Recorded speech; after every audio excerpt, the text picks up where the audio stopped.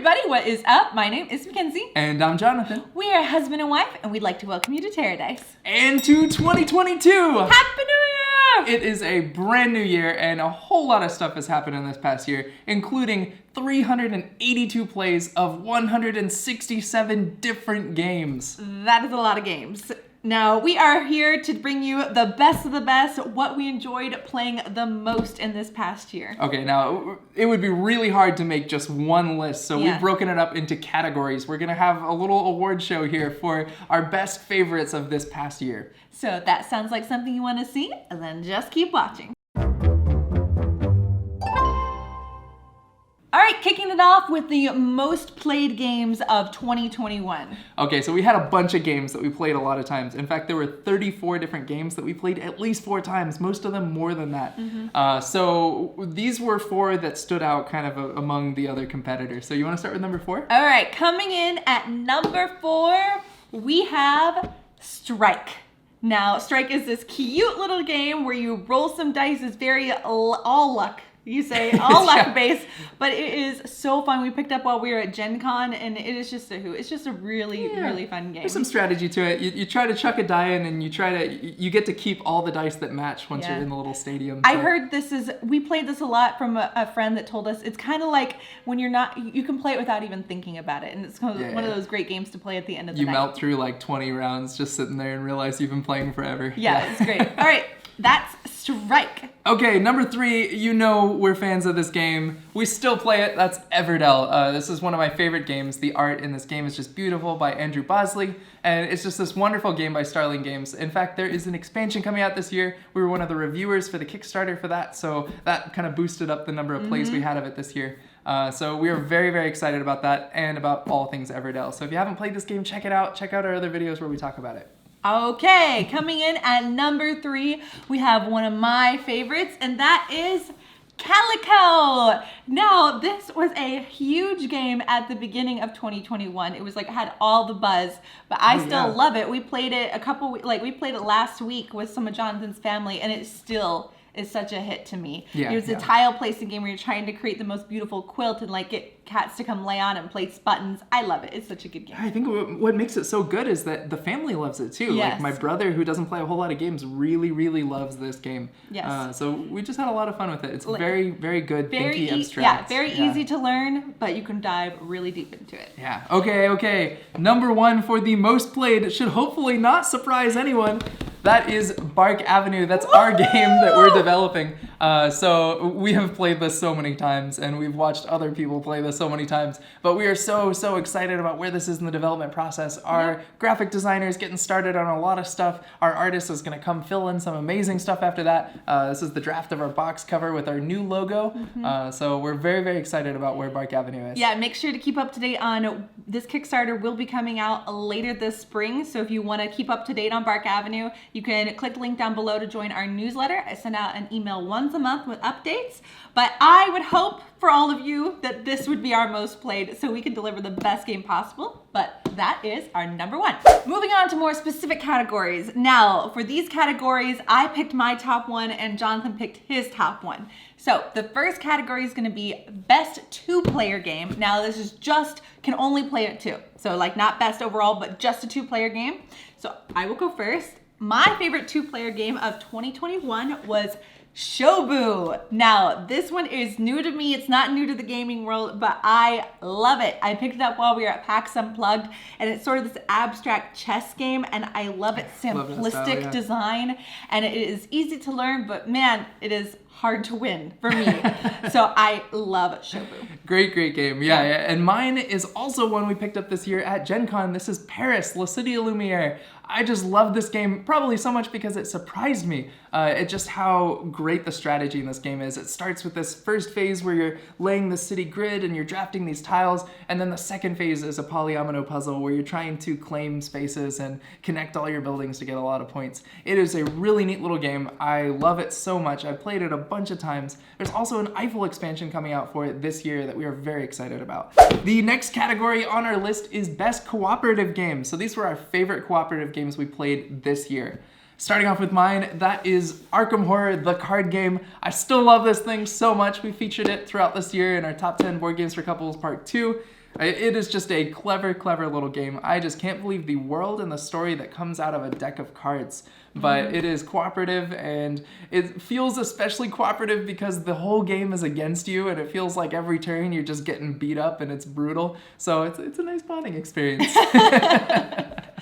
All right, so my number one for cooperative is one we did a video on earlier this year, and that is Horrified American Monsters. Now, this is a reskin or a new one of the sequel to Horrified, which you're playing as all the classic monsters, and in this one, you take on the American monsters like the Bigfoot and the Chupacabra and the Banshee, and you're just trying to defeat all those monsters, and I just love it. It was great theming. I really like playing this in the Halloween season, so this is definitely my top pick for cooperative. All right, our next category is the best party games we played this year, and my pick for that was Werewords. So if you have played One Night Ultimate Werewolf or Mafia or any of those games where people got their heads down and some people are bad, some people are good, this is one of those games, but it's got a really unique twist. So this is 20 questions, and you're asking questions. Is it a person? Is it a place? Is it a thing? And there's a hidden word. But the trick is that there is a seer and 1 or 2 werewolves who know what the word is. And the seer's trying to guide everybody towards guessing the right answer, and the werewolf's trying to guide everybody away from the right answer. And if the answer is guessed, the werewolves get to try to guess who the seer was, and if they can figure it out, they win. I just love that so much. I think it's so much fun to play, and it's just really fun to be a werewolf and just ask questions that have already been asked and really annoy people. As someone who has grown very tired of One Night Ultimate Werewolf, getting Werewords was so refreshing for me. I really helped spice it up again because it's just it's like basically a different game, but like the same sort of theming. But I really enjoyed it. Yeah. Okay, sweet. So my top party game is, funny story, I can't find it because I think we left it at Jonathan's parents' house over the holidays, but because we played it so many times, and that is Taco Cat Goat Cheese Pizza. Yes, I said that right. Taco Cat Goat Cheese Pizza. It is the essential part of the game, so yes, you will know the title. It is basically like Slapjack mixed with Snorta, if you've ever played that. It's like you're slapping cards matching up to it, but then in the middle, when certain cards come up, you have to do like different motions. Narwhal. It is a really fun game just to take out with a group of friends or the family. I recommend that everyone cut your nails before you play and take off those rings because there could be some injuries. But yes to Taco Cat Goat Cheese Pizza. Keeping in with the same theme, we're going to move on to top family games. Now, my number one is The Adventures of Robin Hood. Now, I'm not going to talk about this game a whole lot because You've never seen this one before. You've never seen this because we played it over break and we're going to be doing a whole video on it in the next couple of weeks. If we had finished this, it might have gotten to my top cooperative as well. Oh, it's so awesome. It is so amazing. I can't wait to tell you all about it. And it is not just for the family, but we put it in this category because the family can definitely play this one. The family can definitely play this. It is user-friendly with the immersive story. So that's why I chose this as top family, but more about this coming soon. Yeah, sweet. All right, we have our first repeat on this list. My favorite for the family is Strike. And we talked about this in the beginning of the video where you can find a description, but it is just so much fun for the whole family. We got grandma playing, we got aunts playing. My aunt won the whole tournament. We had a Strike tournament over the break, which was had this really whole bracket. fun. Yeah, it was great. Oh, but this game is amazing. Pick it up. It's so much fun. All right, the next category here is pretty much the polar opposite of family games, and that is our heavy hitters. These are the games that have a little bit thicker rulebooks. They take a while to learn, and my pick for this will always be probably Scythe. I love Scythe. You're in this post-World War I kind of like conflict-torn world where you're farming, but you're also like using mechs and there's combat sometimes. But this game is so much fun. It is just such a unique combination of like all these different mechanics in it's just really nice way. And I love this game. I have all the expansions. It's great. Yes, you do. All right, I love Scythe too, but my number one for heavy hitters this year is Robinson Crusoe. Woo. Now, I love this game, and it is a doozy to learn, and you're probably going to die the first time you play. But it is a game where you are trying to work together to survive on an island. This is also a cooperative game, so obviously I like cooperative games. But I love this island theme. I like I love like trying to survive off the island, and the mechanics are done really well. It is just fun, but you'll need a while to read that rule book. Yeah, if you want to hear more about this, check out our like beach video we did a while ago. All these games you can bring to the beach. We love this one. Moving down in size, we have the best small box game. Now that doesn't mean light, just like literally small box. And my top one for 2021 is Exit. Now this is the Exit game, the series. There are many different games that you can play in the Exit series. This is the Abandoned Cabin. And it is basically an escape room in a box. And you walk through all the puzzles and you're trying to discover it. This was actually, we played this on New Year's Eve, and so technically we finished it in 2022, but I'm still counting it in 2021. I logged it on the 31st. Yeah. So this was a huge hit with Jonathan's family, and I love the puzzles. Very hard, but this is, you're gonna They have different difficulties, so each one has a different level, and it says how hard it is. So this was a 2.5, but we have some more to try, and you'll definitely be hearing more about Exit as we go into the year. Yeah. So, what is yours? Sweet. Mine is from the Tiny Epic series. All right, so y'all know we have loved the Tiny Epic games for a while. We've done Tiny Epic Galaxies and a couple of the other ones covered. This is Tiny Epic Dinosaurs. Now this is probably my favorite Tiny Epic game, and it definitely was the one I had the most fun with this year. You are building out a dino park, more of a dino farm. You're like selling to parks. They got contracts for dinosaurs. But it's the cutest little game. Also has some of the most impressive small box components I have seen. These little bitty wood dinosaurs that the quality is awesome. But it is a very, very nice game. It plays in about 45 to 60 minutes, and it's just really great. All right, now the next category on our list is Best IP Games. Now it's intellectual property, books, movies, TV shows, all those works. And my pick for this is Red Rising. Now I love this so much. I first actually started by hearing about this game and then picking up the first book, and I have read all the books now. I'm a big fan of the series, but the game is a really, really neat, cool card game where you're playing, and it features pretty much every major character that's mentioned, even as an aside, in the books. And the thematic mechanics for each character are so well done. So every character really matches their mechanics of their cards, and I really appreciate that. On top of that, the art is gorgeous. This is a game that it still works as a card game even if you haven't read the books. So I think that this game can be accessible to everyone. But as someone who's a fan of the IP, this is an amazing praise to the source material, and it's a really well done game. So this is my top pick. Awesome.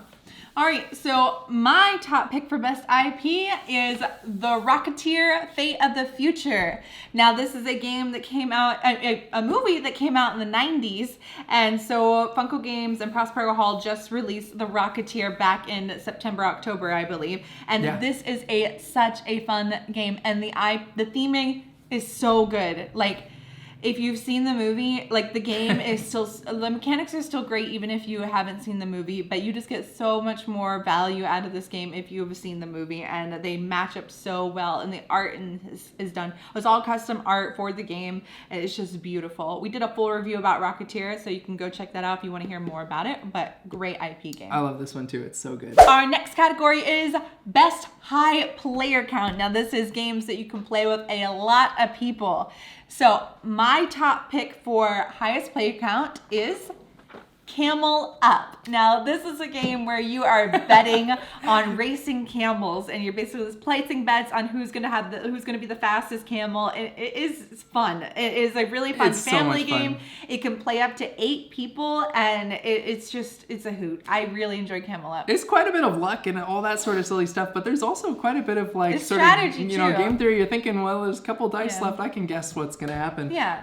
But what I love about this, you may notice there's a couple different versions. This is the second edition, the newest reprint. But in this version, they added this concept of the crazy camels, which go backwards on the track. Oh my gosh, the laughter you get when it just totally messes up who's in first. It's so funny. Really fun with a lot of people. And it's a pop-up board, so gotta love it. Yeah, and everyone's playing at the same time, so I think it plays really well. Yeah, a lot of laughs. Okay, Speaking of playing at the same time, we have Welcome To. This year has been a big year of roll and writes. We've played a bunch of roll and writes. It would be a shame for us to not put one on this list. I love Welcome To. And it says that it plays 1 to 100 players. Does it actually say that? Yes, 1 to 100. Wow. So you could play with 100 players at once. So I think this wins for highest player count. But this game's great just because it's you're building this little like perfect suburban neighborhood. And it's just really, really great. I like this game. I would like to do that as a challenge. Like, see if we can get 100 people to play Welcome to at once. That'd be great. That'd be really cool. Maybe after COVID.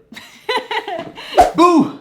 Not that kind. Okay. Oh gosh. So the next category on this list is the biggest surprise. So the game that just like caught us by surprise. We totally underestimated it, never heard of it, or just like did not know what it was gonna be. Yeah. So my pick for this is actually Land vs. Sea. Now I say this because Good Games Publishing is one that we love. They've produced really great games like Funfair and a couple other good ones. But I just kind of saw this and I thought, oh, Land vs. Sea, yeah, one player's land, one player's sea, and I can see where that's going. Yeah, a little Carcassonne type game. But oh my gosh, is this game deep. It is like Carcassonne, but on steroids. There is like so much stuff going on. You're trying to complete land and trying to complete sea, but you can be earning points on other players' turns. And then there's these like caravans and mountain ranges and coral, and it just gets so complex. Now, to throw more into the mix, not only can you play this at 2 and 4 as teams, you can also play it at 3 players. And there's now a cartographer who everybody else is just trying to do their thing, but the cartographer is trying to make the map look pretty. And that is a fun role. And that 3-player experience is totally unique and plays really well. So that's Land vs. Sea. We have a full review on this one. Check it out if you want to learn more. I would definitely check this out if you're a big fan of Carcassonne and looking for something with a similar vibe. Definitely check out Land vs. Sea. So my biggest surprise of this year was Blitzkrieg World War II in 20 minutes. Yeah. Now, I had heard a lot of good things about this game. Jonathan was really hyping it up. I just didn't think, all honesty, just judging a box by its cover, I didn't think I was going to like the game. But I really, really do. It's a really clever, good, fast-paced 20 minutes, 2-player game. Yeah, it's kind of like tug of war on like 5 different theater fronts. Yeah, it's pretty fun. I thoroughly enjoy this, and I'm always the one that asks to play this, not Jonathan. So Blitzkrieg for me, definitely a great game. Go check it out. For this next category, I would like to take a brief moment of silence, because this is our Fallen category. These are games that are no longer in our collection. RIP. And so the first one is, for me, is Harry Potter Hogwarts Battle. Now this is a cheat. I know it is because we do not have it because we finished it. And we gave it to Jonathan's brother and sister, and they hopefully are enjoying it now. I do enjoy this game. She's a huge fan of Harry Potter. She's a huge fan of Harry Potter. She got me a Hufflepuff bag for Christmas, so thank you. But we honestly probably would have kept this game, but it doesn't really have the replayability. It has, like, once you finish the missions, you don't really want to go back and play it. Because and it's not really, I wouldn't keep it just because the art, it's not custom art, it's just like screen grabs from the movie. Great mechanics, but fantastic game. Recommend it to everybody. Yep. We live in a New York apartment though, so Legacy's got to go. Yeah. Sweet. All right, what's yours? All right, mine this year was actually New York Zoo, which is a game that I wanted for a long time. Yeah. And I was like, oh, I love it. Polyomino, it's going to be great. And we got it, and I was just not for it. I was not crazy about it. I think the thing for me is it was a perfectly good game. There was nothing wrong with the mechanics, but the theme just had no connection. I didn't see a connection between what I was doing in the game and like what my theme was. I was like, it's a zoo kind of, but if I get too many and they breed and then they explode, then they all disappear. For I don't people know. that live in New York, when games are called New York something, we take the theming very seriously. Yeah. And it wasn't. It wasn't animals you see at the New York Zoo. So I don't know. It was okay, but it's gone. All right, the next category on our list is games that we are most looking forward to. So this is games that we've acquired recently and have not yet played, but we're just itching to play. And mine for this category is Oath. I am so excited to play Oath. Now, the art on this box may look familiar to you. It's the same duo that brought you Root, which is another game that I love, and actually, we just got our first physical copy of this game. So I have played this a bunch of times. Mackenzie has never played it, so we're gonna play some Root. It's gonna happen. I'm very excited. And then we're gonna play some Oath. It's really been hyped up for me. So then we're gonna play some Oath, and man, am I excited. This is my mom's Christmas present to me. Best mom ever. So the game I am most excited for 2022 was sent to us by the Op. I'm so excited. I'm so excited, and that is Quest of Yore. Now, this is, if you've ever watched the movie Onward, I love this. This is so good. That D&D inspired game that they play in the movie, and they've actually, the op has made a game with this game that's in the movie. I've heard it's actually a pretty impressive D&D style game. Yeah, like looking at the rulebook, it looks very impressive, and so I am so excited to dive into this. I'm sure we will do a full video about this, but can't wait to play Quest of Yore. So this next category is actually a personal category, more like a life goals. Life goals, like our top life goal. And first we're gonna do it as players. So as the game players at heart, what is our top goal for 2022? So my top goal is to finish Gloomhaven. We have to. We're so close. We started it at the beginning of the pandemic, and I am going to finish it this year. I am bound and determined. So Gloomhaven, which is this huge big box game, big legacy adventure, we're gonna do it. We're gonna finish it. That's and my goal. I am going to paint a game. So I really want, I've started to get into painting. I know, I had no idea I was gonna get into this, but it is actually a lot of fun. It's very relaxing. And I am going to paint probably Jaws the Lion. I think that's the one because it's just the 4 characters. So I'll paint them all nice and we'll make it look good. That'll be good. Before we finish, I have a bonus category. I would like to ask you, she does not know I'm gonna ask her this. What is the very next game you are going to get off of our shelf of opportunity? The game we have not played yet. Okay. That's a good question.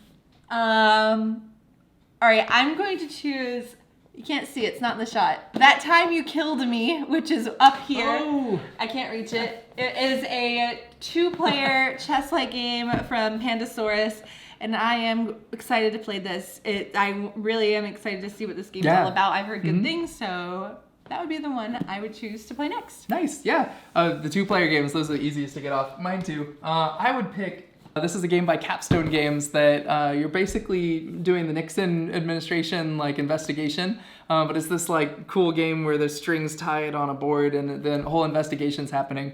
And one player is trying to stop it and one player is trying to convict. And I think it looks super, super fun, and I've gotten a lot of great recommendations about it, so I'm excited to play Watergate. So those were our player goals. Now, we are also designers, and we're designing our own games, so we also have designer goals as well.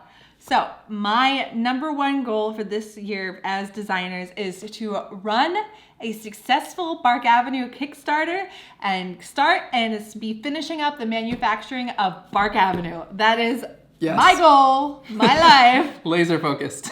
And for me, I am so excited about Bark Avenue. I'm spending most of my time on that, but I have also started to work on 2 new game designs. We started really, really big with that one. I've got a couple smaller ideas, a card game and another small box game. I think they're gonna be really, really great. So I will be working on those 2 games quite a bit this year. So spoiler, we are not planning on stopping with Bark Avenue. There is other things for TerreDice in the works, so make sure to keep up with that as things play out. All right, everyone, and that is our top games of 2021. I hope you enjoyed this, and I hope you learned about some games. I would love to know what your top games were of last year, so make sure you tell us down in the comments. I'd love to see what we have similarities or what you also have that was different than our list. All right, if you like this video, make sure to like and subscribe and click that bell so you can be notified whenever we put out a new video. Thank you guys as always for watching, and we'll see you next time. Happy playing!